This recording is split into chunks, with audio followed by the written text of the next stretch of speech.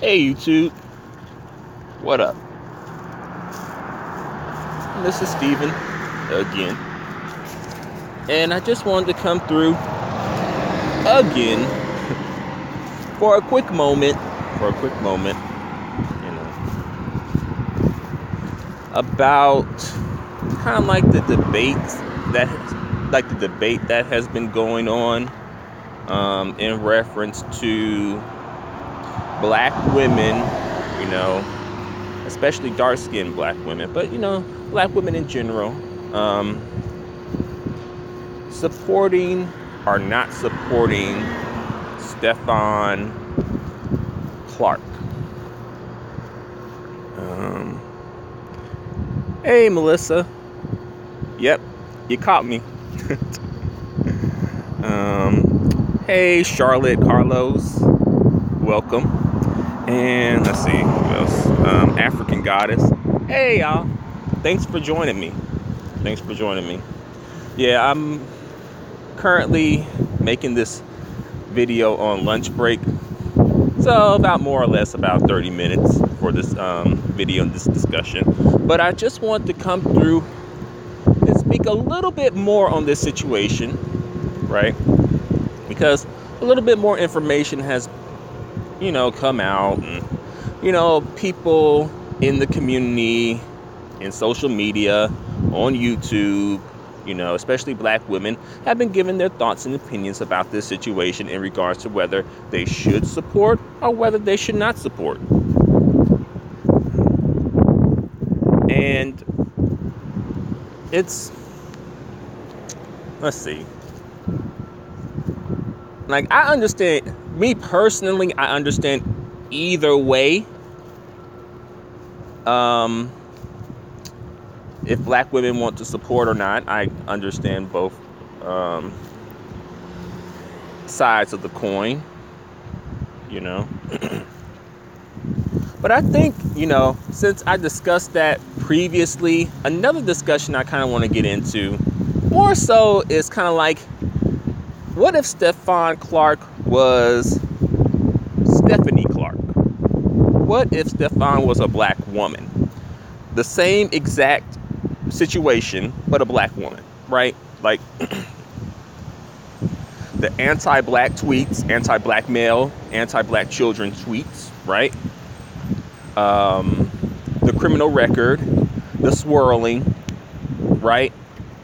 Do you think that we would even be having this conversation, this discussion, this debate if Stephon was Stephanie Clark?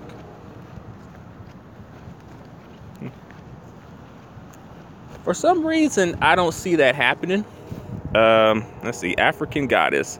Stephon was living with his dark-skinned grandmother, but, quote unquote, dark bitches bring dark days. That's the thing too. It's the black women. It's the Aishas, the Laquitas, the Shaniquas, the black women who he was dogging out in these tweets, that have been coming to his defense, including his dark-skinned black grandmother, right? And I don't know his familial situation, to be fair. I don't know his familial situation like that. But notice, though, in this discussion, we're giving, not totally, but there seems to be, like, we're giving excuses and giving space for, like, oh, he was like this because of this, that, and the third, right? Let's see. Melissa, black men won't stand by her. Yeah, if Stephon was Stephanie, nah, I don't see that. Like, if Stephon was Stephanie Clark, the whole community, black man leading the charge and many black women following suit, would have just wrote her off as a bed wench that deserved what she got. And this is what happens when you swirl and coon. And, you know, we would be on to the next discussion. We wouldn't even be having this discussion or this debate if Stephon was Stephanie. Charlotte Carlos. The swirling does not bother me. It's the disrespect. I think that's the thing that I see popping up too. I mean, I know that the swirling probably wasn't, black women's favorite thing to know about. But I think also that black women are used to black men swirling at this point.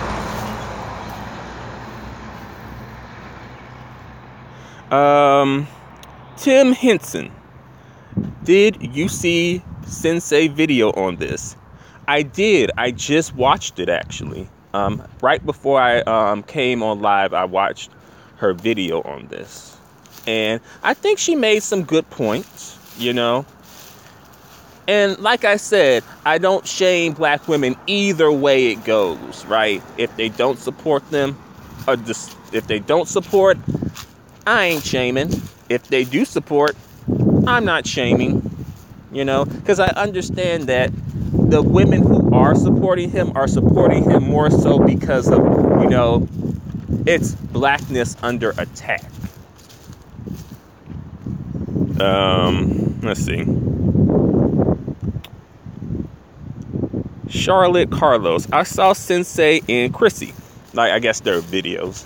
I saw some of Chrissy's live stream. I listened to it. I didn't catch it when she actually did the live stream, but I did catch a lot of it, but I didn't see it all. I probably got to about maybe the halfway point of it. But yeah, Chrissy is on, team no support, while Sensei is on team, let's support. Right? Let's see. Sweet Shari. Finally caught you live. If Stephon was Stephanie talking hashtag all lives matter or dissing black men, I highly doubt anyone would support, to keep it real. Yeah. I think that, like I said, it would just play out like black men and even many black women would just write Stephanie off as a swirler, a coontastic swirler, a self-hating swirler who deserved what she got. Well, a self-hating bed wench who deserved what she got, right? But also we have to look at the black women who did kind of end up in this situation and were not like Stephon Clark, right? Like Sandra Bland and Corinne Gaines, right? Y'all remember that, right? They didn't have this history, right? They didn't, they're not in the same boat as Stephon in terms of being anti-black, being swirlers, et cetera, right? But notice, when those situations happen with Sandra Bland and Corinne Gaines, right? When those situations happen, black men were still kind of not really supporting them, right? And those women weren't criminals like Stephon Clark was, at least according to his criminal record. Let's see.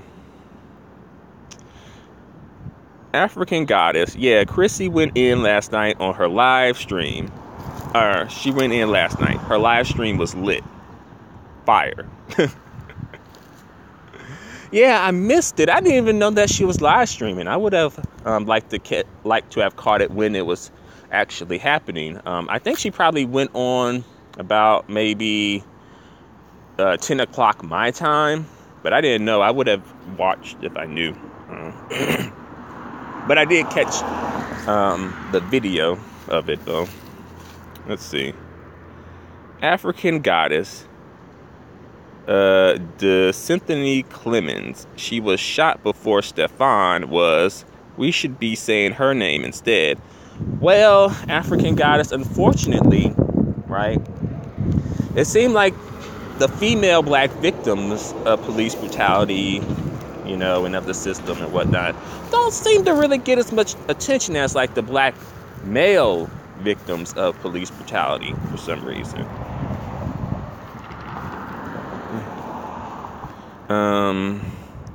Tim Henson, you should go on the Grapevine. I actually, the first time I saw the Grapevine, it was because of that whole like Bruno Mars video, right? And I know that Seren, like what she said wound up going viral, and like so many people were talking about it. So I was like, you know, let me see what this is about. But it looks interesting. But it's just like, it's a lot of people, a lot of opinions, like so many people there, right? It's almost like having a discussion with an audience, you know? Kind of like at a talk show, but instead of having the guests, you just talk with the audience a little bit. You know, not hating, you know, no shade, just saying. But, you know, I think it's a cool thing and interesting, and, you know, they should keep it going. Let's see. Sweet Shari. Out. Well, wow. Ouch. That is true. It's Sweet Sherry. My bad. I shortened my name. Even Corinne Gaines and Sandra Bland caught shade, and they were pro-black. Shaking my head. That is true. That is very true. Right? Because Sandra Bland did have, you know, some receipts of being at least on like a pro-black tip. You know, Corinne Gaines was acting on a pro-black tip, right? They weren't like, you know, fuck black man, you know, I'm leaving Blackistan, I'm on a no nigga diet, I'm getting a white man. They weren't saying things like that. Let's see. Nubia Gold. Steven, I love your commentaries. I agree the brother didn't deserve to die, but let's be honest, black men and black women. And I don't see the rest of it. But thanks for liking my commentary, Nubia Gold.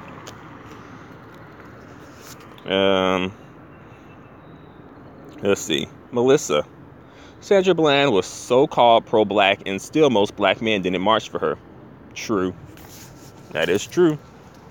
And I think these are things that, you know, black women especially need to kind of, you know, have in mind and take into account when these things come up. Hey, Jane St. Clair. You finally caught me.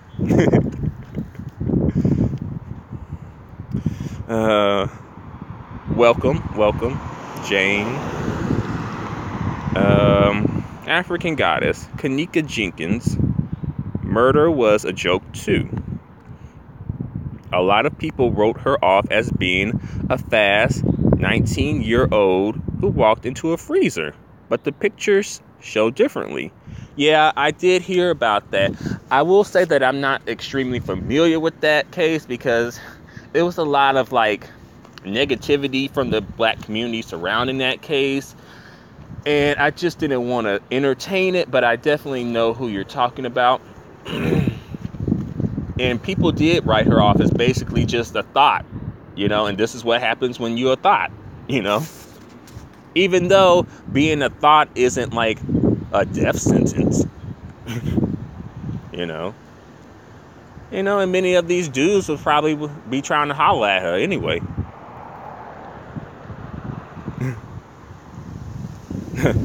Sweet Sherry, LOL at no nigga diet. New one. Yeah, some of these swirlers be saying that. Female swirlers be saying that. Female black swirlers. you know, they getting out of Blackistan. They on a no nigga diet. They trading in Tyrone for Dustin, etc. All right, Jane St. Clair. I really didn't feel bad when I heard about Stephon dying. He was another self-hater who engaged in violent language against black women. And I completely understand you. Jane St. Clair, or Jane. His own baby mama engaged in it as well. That's true, And he was wrong for engaging in it. Because it's one thing to just be a swirler. And I know that, us in the community, we have our opinions on swirlers. Some people are like, death to all swirlers. And then other people are like, well, let's do it on a case-by-case basis. And then some people are just like, well, we can just, swirling is A-okay with me. It just depends, on the person and their opinion. But some of these swirlers kind of just be anti-black. And they engage in anti-blackness with people outside of the community, which I don't like. Because it's one thing to be anti-black and just keep it to yourself, but you don't gotta share and do stuff like that.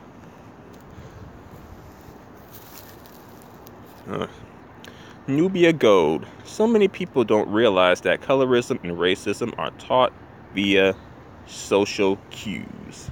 I think that's how you say it. We need to acknowledge that instead of shifting the blame on black women or men. Watching from Ohio. Oh, okay. I used to go to Ohio every summer, actually. Not so much lately, but yeah. Like my father's side of the family is, many of them live in Ohio. Let's see. I agree, Nubia Gold. But I think that black men and black women do need to be held accountable. I don't think, because some people just like, oh, it's white supremacy. Oh, it's white supremacy, right? And just blame it on white supremacy while still engaging in the messed up, fucked up behavior without taking any accountability to the part that you're playing. That's what I don't like, though. Because I think that we all have excuses about things that we can say, right? Like, even on the individual level, I could be like, oh, my parents just didn't raise me right, But it's like, at some point, that could be true, but you still kind of have to take accountability for the part that you're playing in it, though. Especially if if it's wrong. African Goddess. Yeah, when Sandra Bland was murdered, some black man was like, what did she do? Yeah, what did she do? It must have been her bad attitude. Why didn't she put out her cigarette? Some of the dudes in our community is just, ugh. Yeah, it was, they were shifting the blame to her, Sandra Bland, saying that, hey, she brought it on herself. But we can say the same thing about Stephon Clark, based on the lifestyle, the life that he was living. He was caught seemingly, I think, in mid-burglary or mid-home invasion. We can say the same thing about Stephon Clark, though. But the thing is, when it happens to the black men, I don't know. It seems like we give space and we say we tend to excuse a lot of things for some reason. And I don't think that's good for black men, because it's enabling black men. It's not helping black men as a collective. And then when we get to the point where a big chunk of the black men in the community ain't shit, we're wondering, why is that? But we oftentimes don't hold them accountable, or make excuses. Let's see. Queen Unicorn. Hi, Steven. Economically, the money his Asian baby mama will will receive will not go to the black community, so donating won't benefit blacks either. Yeah, the only people who probably are going to benefit are the kids, and that's because, the mom is like the custodial parent. And that's the only thing, are the only folks who I see benefiting from this, monetarily speaking, And, I don't, me personally, and I can understand many black women feeling like, hey, I don't want to donate to,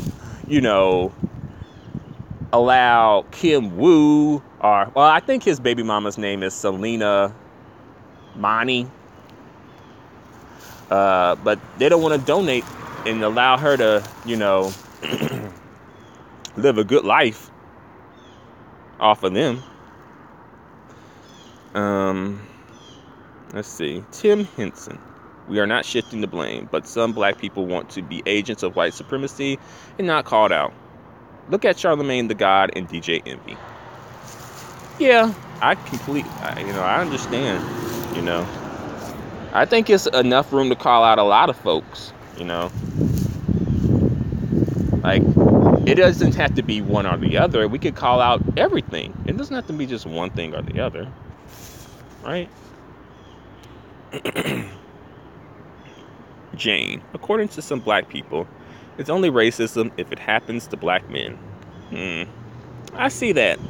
I see that trend happening. Well, not a trend, unfortunately, but I've seen that where it's like black men represents black people. Black women represent black women. Right. I don't work here.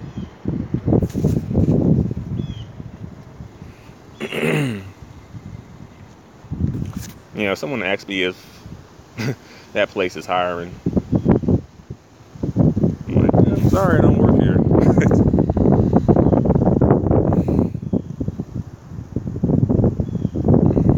But yeah, I'm on lunch break. Probably have to go back in about a couple of minutes. Let's see some more of these comments. But yes, Jane, black men represent black people. So when it happens to black men, people are more reactive towards it, and it triggers people more. Nubia Gold, you're right. White supremacy may be where it started, but we can't keep perpetuating it. Yeah, definitely. The Melanin Warrior, I think that's how you say it. The problem we have, I guess, is no loyalty to ourselves. We'll praise everybody outside of us.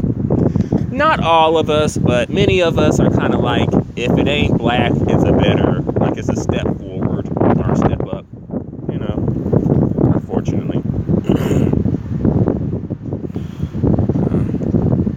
African Goddess. It's a Colorado culture that we are living in concerning black men. Also, dark-skinned black men are the biggest perpetuators of colorism within our community.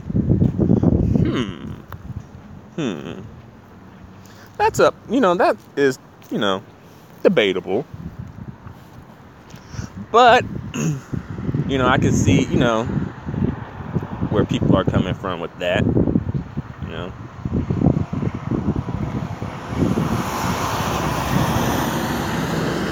Never heard of a Colorado culture, but about the colorism stuff, it gets you to thinking, African Goddess. A lot of these so-called pro-black guys on YouTube are pro-black men, but anti-black woman. Yeah. You can make a lot of money being an anti-black woman on YouTube, You can really pop off and be popular on YouTube being an anti-black woman. If I really wanted to pop off on YouTube, all I have to do is just just talk a whole lot about black women wearing weaves, being baby mamas, being single mamas, etc. Just, do all that if I wanted to just, if I was just thirsty for fame and money and willing to do anything, that's how I could come up if I really wanted that, right? But thankfully, I ain't that thirsty.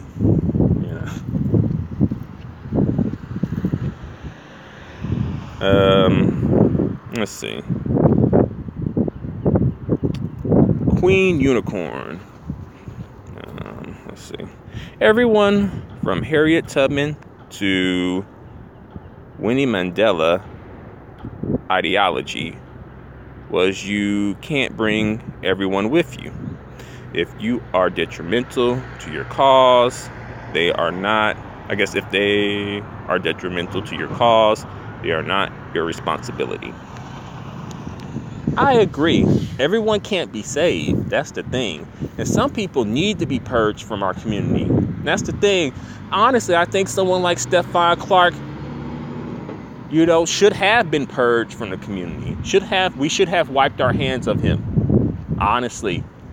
The only reason why we're kind of like having this conversation now is because of the way that he lost his life, right?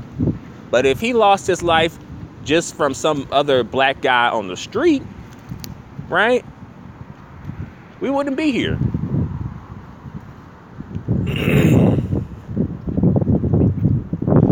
All right. Nubia Gold, have a great day at work. Keep up what you're doing. Thanks. You have a great day too. Thanks for coming out. African goddess. Coddle culture, I mean. Okay. All right.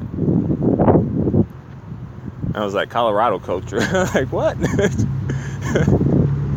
Like, oh. Okay, thanks for clearing that up. African goddess.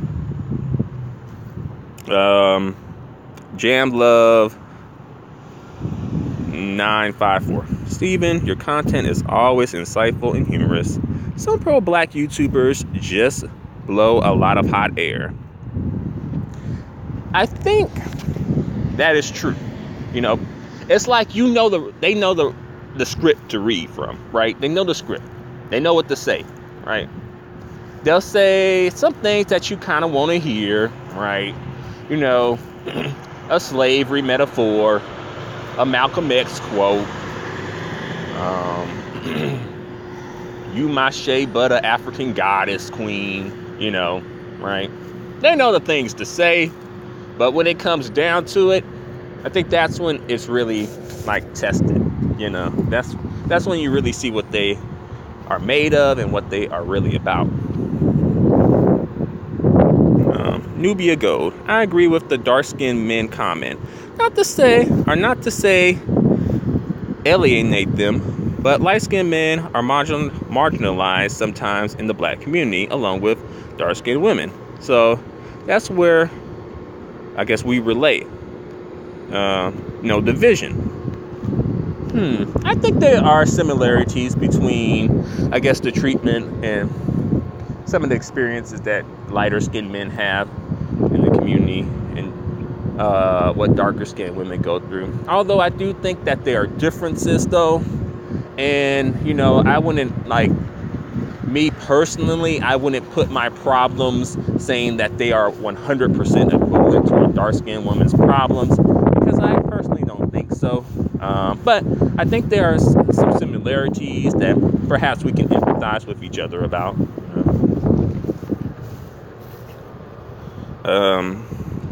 Blessed 14 Real. You're right. There is money on YouTube in bashing black women. What is outrageous is that our brothers are willing to work for it. Yeah. I feel like many people in the, quote unquote, pro-black conscious community, they tend to, I don't know, they seem like they probably are like low-key like street dudes, hood dudes that couldn't hack it on the streets. So this is their next hustle, kind of like folks using the church as they hustle. It's kind of like that. Charlotte Carlos. You are one of the few black men I can listen to. Well, thank you, Charlotte. Thanks for the support.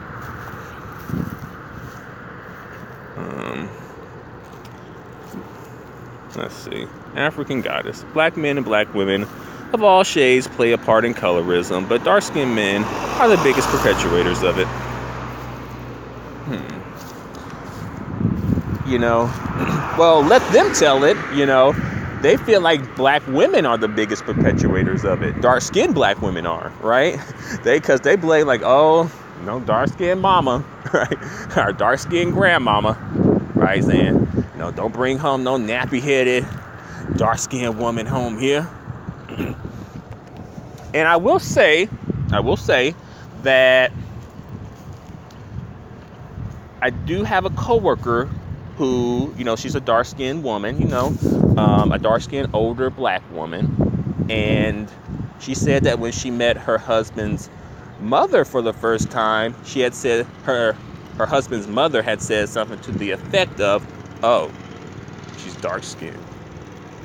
Like that.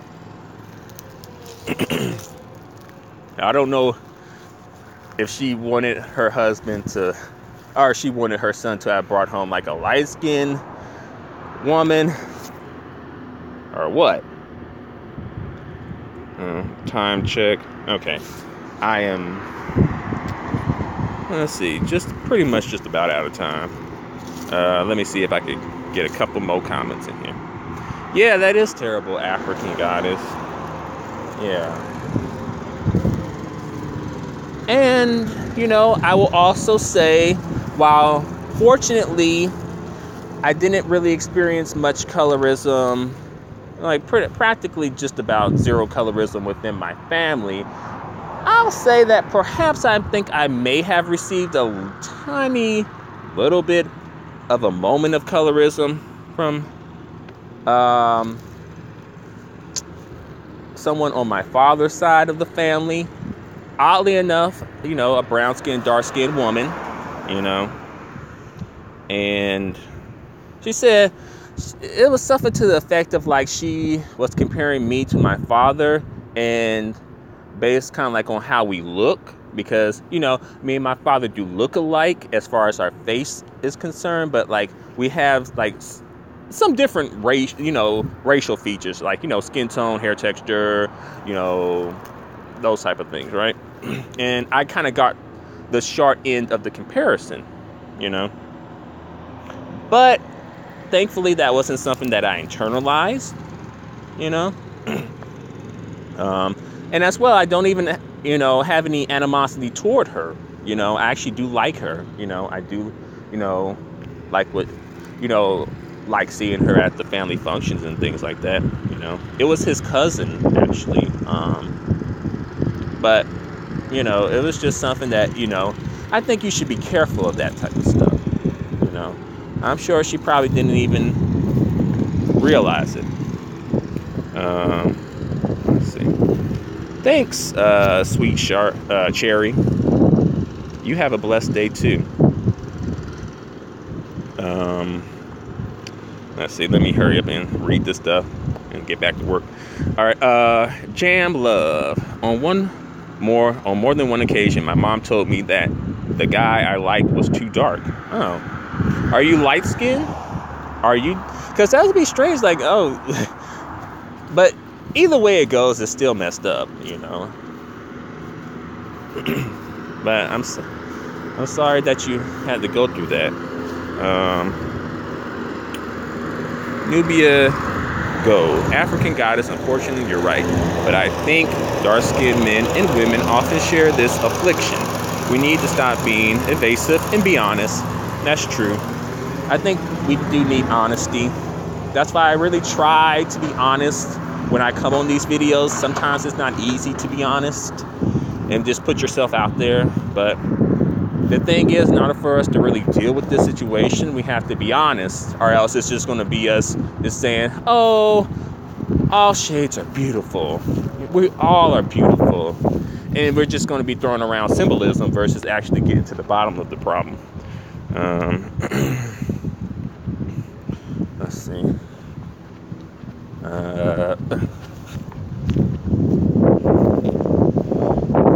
Sweet Shuri. Wow, I'm wondering what shade was the guy you liked. I can't believe someone was so straight. ...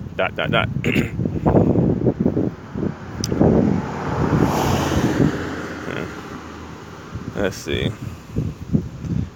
Jam Love. My mom is darker than me. I'm Jamaican. Oh. I do sometimes some. Well, I won't say. I won't go into that.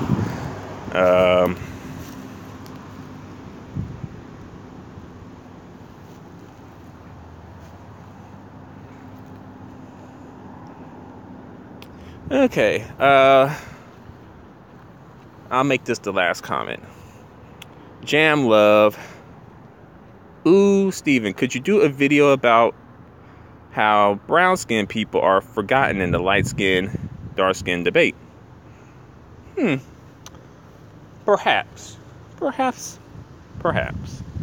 All right. Well, thanks for watching, you guys. I really appreciate the support. You know, the comments, definitely. You make the live stream go, extremely well with your comments and your commentaries and your critiques. And I'll see you next time. But thanks for watching. Until the next video, adios and goodbye for now.